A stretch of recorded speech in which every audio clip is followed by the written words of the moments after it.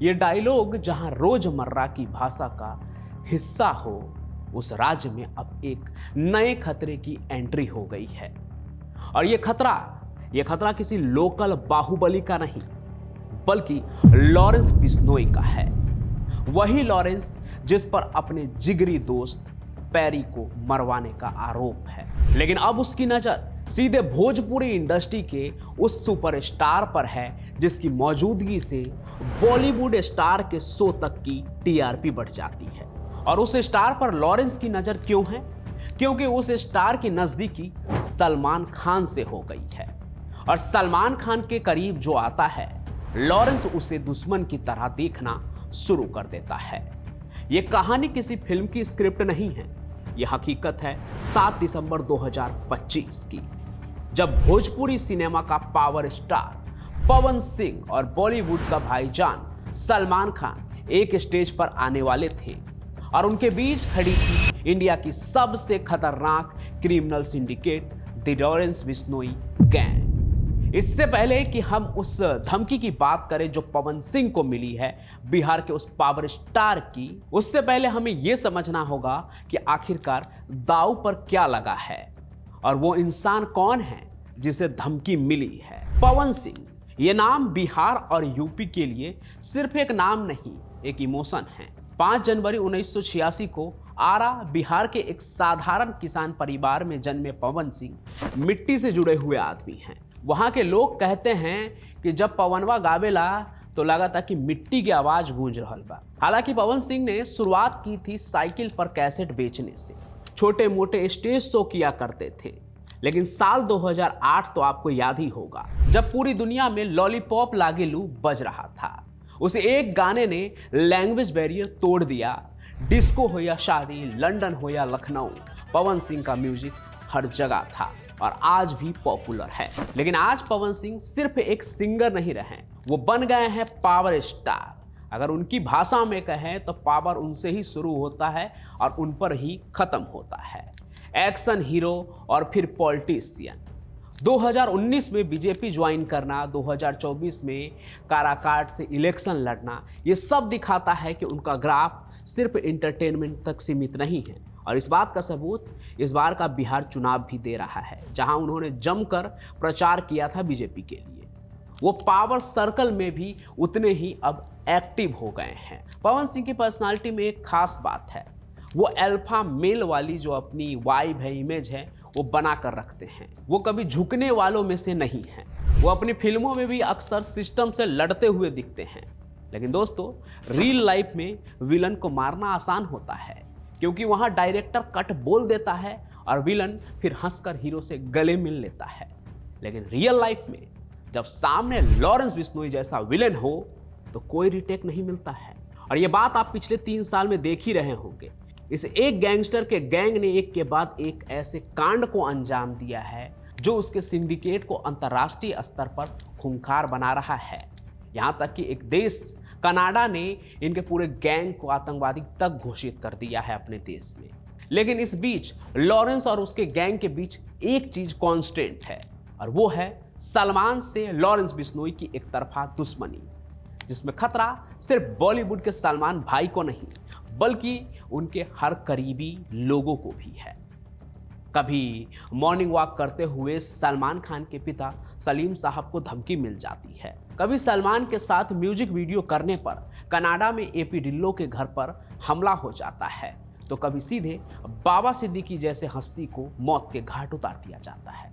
जी हाँ, इस कहानी में दूसरा पहलू है सलमान खान, बॉलीवुड के सुल्तान, जिनकी दुश्मनी लॉरेंस बिश्नोई से पिछले 25 सालों से चली आ रही है। क्यों, ये किसी को पता नहीं।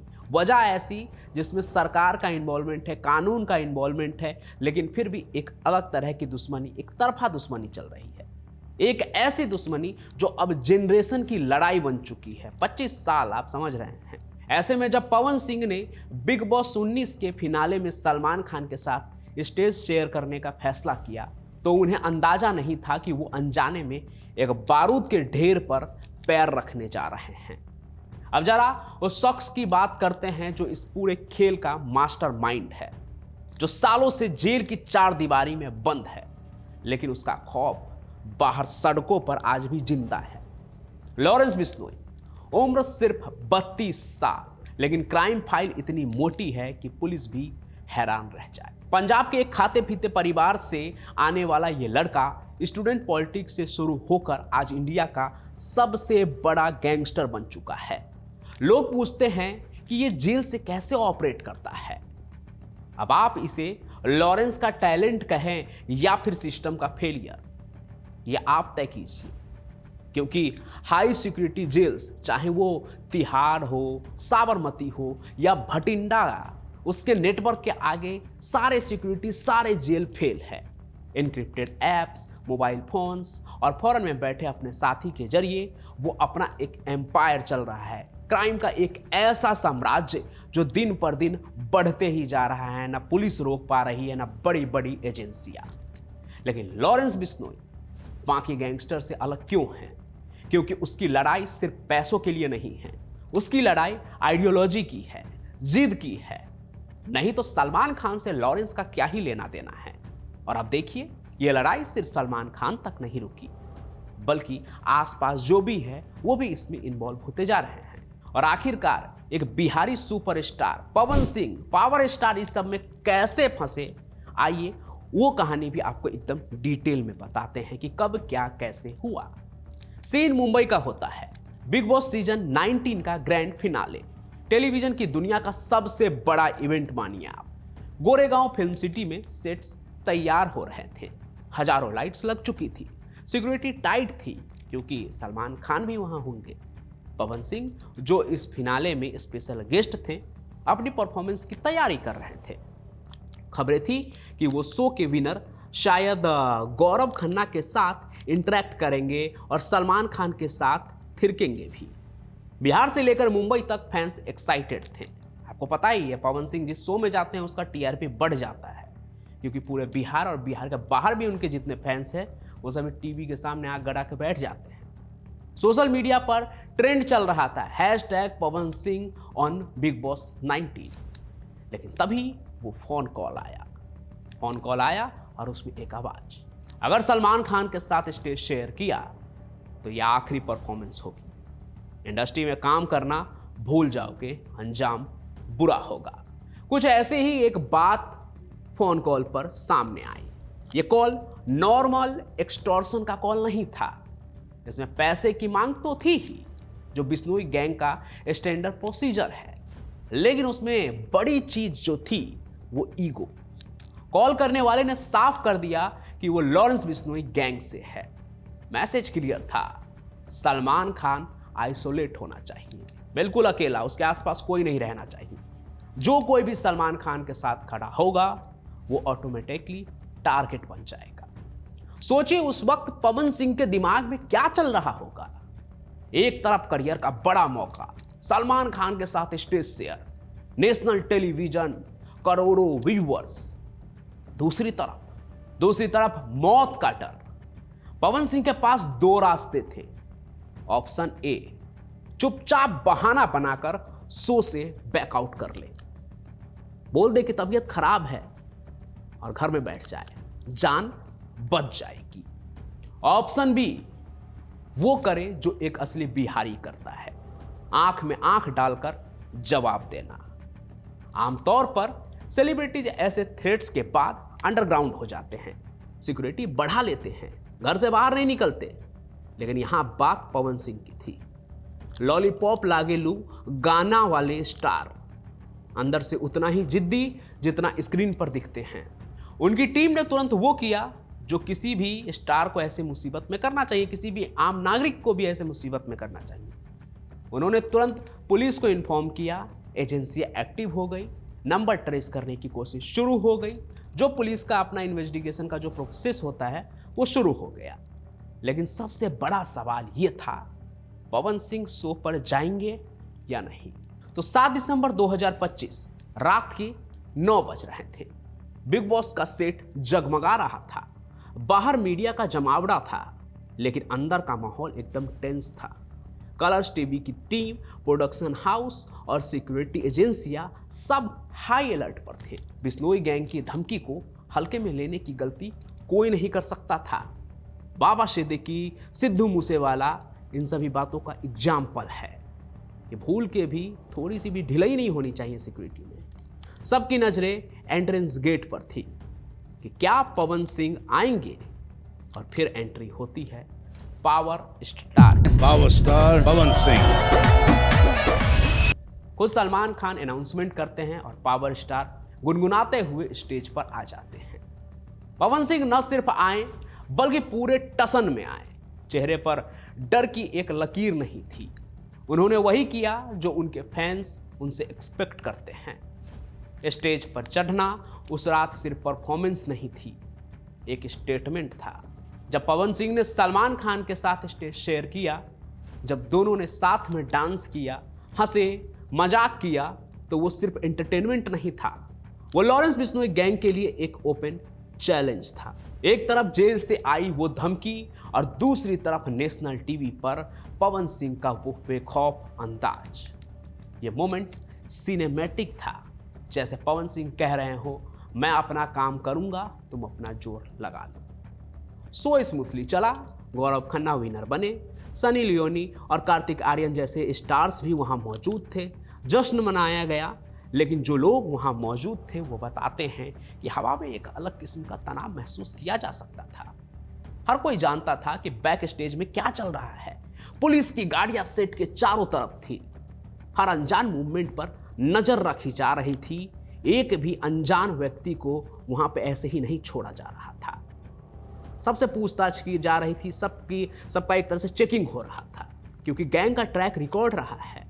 वो किसी भी इवेंट के वक्त अटैक नहीं करते हैं। ऐसा नहीं है कि वो सिक्योरिटी को एकदम से भेद कर आगे बढ़ते हो। वो साइकोलॉजी के साथ खेलते हैं। वो अपने टारगेट को कंफर्टेबल फील कराते हैं और फिर स्ट्राइक करते हैं। शो खत्म हो गया। पवन सिंह सही सलामत वापस आ गए। वो पूरा शो आप सभी ने देख लिया होगा अब तक, जिसकी मैं कहानी बता रहा हूं कि उस शो के पीछे क्या कुछ चल रहा था। लेकिन क्या कहानी यहां खत्म हो गई है? क्या अब खतरा टल गया है? बिल्कुल नहीं। हमें सोचना होगा कि आखिर ये सब क्यों हो रहा है। क्यों एक आर्टिस्ट को, एक नेता को अपना काम करने के लिए जान की बाजी लगानी पड़ रही है। लॉरेंस बिश्नोई गैंग का ये पैटर्न रहा है। वो सिंबोलिज्म पर काम करते हैं। सलमान खान अब सिर्फ एक एक्टर नहीं, बिश्नोई गैंग के लिए एक ट्रॉफी बन चुके हैं। वो दिखाना चाहते हैं उनका हाथ सलमान के हर कनेक्शन तक पहुंच सकता है। पवन सिंह को धमकी देना दो चीजों को सर्व कर रहा है। फियर मॉन्जरिंग यानी डर फैलाना, बॉलीवुड और रीजनल सिनेमा में डर बैठाना कि अगर सलमान के पास जाओगे तो हमारे रडार पर आओगे। दूसरा, फाइनेंशियल गेन यानी कि एक्सटॉर्शन। इतनी बड़ी इंडस्ट्री है ना ये एक्सटॉर्शन की, अगर क्राइम की दुनिया में आप देखें तो पैसा भी इसमें बहुत बड़ा है। जहां डर बेचकर पैसा कमाना इनका पुराना धंधा है। अब दाऊद के जमाने से आज तक देखिए, सबसे बड़ा जो इनका धंधा होता है, खास करके शुरुआत में किसी भी गैंगस्टर के लिए, किसी भी गैंग के लिए, किसी भी सिंडिकेट के लिए एक्सटॉर्शन का धंधा। डर फैलाओ, पैसा कमाओ। लेकिन पवन सिंह का रिएक्शन भी नोट करने लायक है। उन्होंने अपने डर को पब्लिक नहीं होने दिया। उन्होंने विक्टिम कार्ड प्ले नहीं किया। यह बिहार की वो मिट्टी है जहां लोग धमकियों से नहीं, रिस्पेक्ट से चलते हैं। पॉलिटिकली भी इसके मायने हैं। पवन सिंह बीजेपी के नेता हैं। अगर एक रूलिंग पार्टी का नेता और इतना बड़ा स्टार सेफ नहीं है तो आम आदमी का क्या? सवाल तो जायज है। यह इंसिडेंट मुंबई पुलिस और सेंट्रल एजेंसियों के लिए एक बड़ा चैलेंज है। देश के अंदर से एक क्रिमिनल सिंडिकेट देश की सबसे बड़ी इंडस्ट्री को हॉस्टेज बना रहा है। सिस्टम कहां फेल हो रहा है? हालांकि 7 दिसंबर 2025 की वो रात गुजर गई है। लाइट्स ऑफ हो गई। बिग बॉस का सेट अब डिसमेंटल हो गया है। अब 1 साल बाद ये शो फिर से शुरू होगा। पवन सिंह भी वापस अपने बिजी शेड्यूल में लग गए हैं, अपने काम में लग गए हैं। लेकिन वो फोन कॉल, वो धमकी, वो फाइल अभी बंद नहीं हुई है। लॉरेंस बिश्नोई गैंग शांत नहीं बैठा होगा। पवन सिंह की वो डिफिकेंस उन्हें चुभी तो जरूर होगी। ये लड़ाई अब पर्सनल हो चुकी है। एक तरफ है अंडरवर्ल्ड का अंधेरा नेटवर्क जहां से मौत के ऑर्डर्स टाइप करके भेजे जाते हैं। दूसरी तरफ है स्पॉटलाइट की दुनिया जहां स्टार्स अपनी चमक से उस अंधेरे को मिटाने की कोशिश करते हैं। पवन सिंह ने यह साबित कर दिया है कि एक बिहारी 100 पर भारी सिर्फ फिल्म का डायलॉग नहीं है, लेकिन दोस्तों हकीकत यह भी है कि रियल लाइफ में द एंड का कार्ड तब तक समाप्त नहीं होता है जब तक सांसें चल रही होती है। सवाल अभी भी वही है, क्या फेम की कीमत जान से चुकानी पड़ेगी और क्या सिस्टम इस रिमोट कंट्रोल क्राइम को कभी रोक पाएगा? यह कहानी अभी खत्म नहीं हुई है, यह तो बस एक नया चैप्टर है। सतर्क रहिए क्योंकि पिक्चर अभी बाकी है और लॉरेंस बिश्नोई गैंग की तरफ से आ रही धमकियों को अब तो बिल्कुल हल्के में नहीं लेना चाहिए। और ऐसा मैं क्यों कह रहा हूं वो आप इस गैंग के बीते बड़े कांड को देखकर समझ सकते हैं। इनका मोडस ऑपरेंडी क्या होता है, किस तरह से ये लोगों को धमकाते हैं, अपने टारगेट पर लेते हैं और कुछ भी करने से पीछे नहीं छूटते हैं। ऐसे में सरकार को, पुलिस को, प्रशासन को, सबको इन पर नज़र रखनी पड़ेगी और इन पर लगाम कसना पड़ेगा। बाकी आप लोगों को क्या लगता है, लॉरेंस वर्सेज पावर स्टार की ये लड़ाई कहां तक जाएगी? कमेंट में जरूर लिखिएगा। और अगर आप मेरी ये बात सुन रहे हैं तो आप सभी का बहुत बहुत धन्यवाद, क्योंकि आप कहानी को अंत तक देखते हैं। और अगर आप मेरी ये बात सुन रहे हैं तो आपका नाम क्या है और आप कहानी से कहां देख रहे हैं, ये कमेंट में जरूर लिखिएगा, ताकि मुझे पता लगे कि अंत तक जो लोग कहानी देखते हैं वो आखिर है कौन। बाकी मैं पंचम प्रकाश अपनी कहानियों के साथ यूं ही मौजूद होता रहूंगा। तब तक के लिए जय हिंद, जय भारत, जय बिहार।